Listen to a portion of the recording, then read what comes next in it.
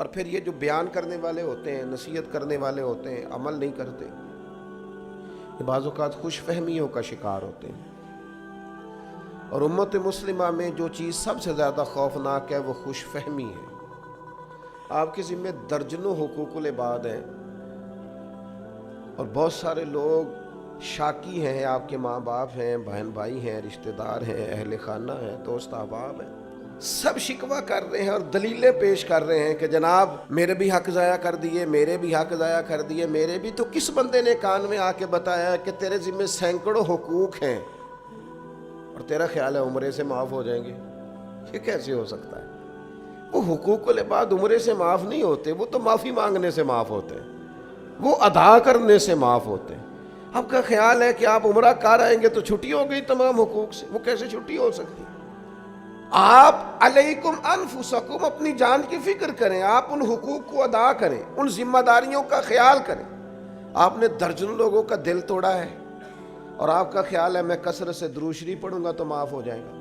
کثرت سے درود پاک پڑھنے کا ثواب تو ملے گا، طبیعت میں مٹھاس بھی آئے گی، حضور راضی بھی ہوں گے، پر وہ جو اس کا دل توڑا ہے اسے معافی بہرحال مانگنی پڑے گی، اس کی دل جوئی بہرحال کرنی پڑے گی۔ میرے عزیز، نبی پاک علیہ السلام نے وضاحت فرمائی۔ حضور فرمانے لگے صحابہ سے بتاؤ میری امت میں مفلس کون ہے؟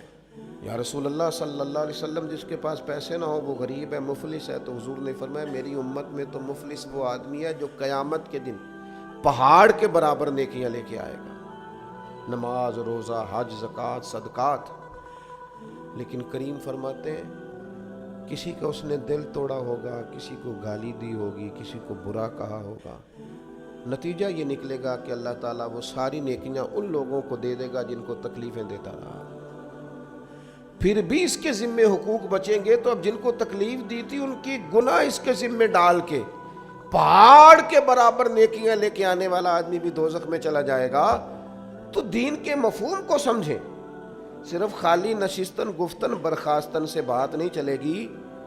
دوسروں کی بہت فکر کرنے والے تھوڑی تھوڑی اپنی فکر کریں، دوسروں کو بہت نصیحت کرنے والے تھوڑی تھوڑی اپنے آپ کو نصیحت کریں، دوسروں کو بہت سمجھانے والے تھوڑا تھوڑا سمجھنا شروع کریں، دوسروں کو بہت قائل کرنے والے تھوڑا خود قائل ہونا سیکھیں، دوسروں پر بہت الزام لگانے والے تھوڑا اپنے آپ کو کٹہرے میں کھڑا کریں، دوسروں سے بہت حساب مانگنے والے اپنا حساب کریں، اپنے آپ سے سوال کریں، کبھی اپنے ضمیر کی عدالت خود لگائیں، اپنے آپ کو کٹہرے میں کھڑا کر کے اپنے آپ سے بات کریں، کبھی فقط آئینے کے سامنے کھڑے ہو کے اپنے دھبے خود دیکھیں اور دیکھیں کس کس وجہ سے لگے۔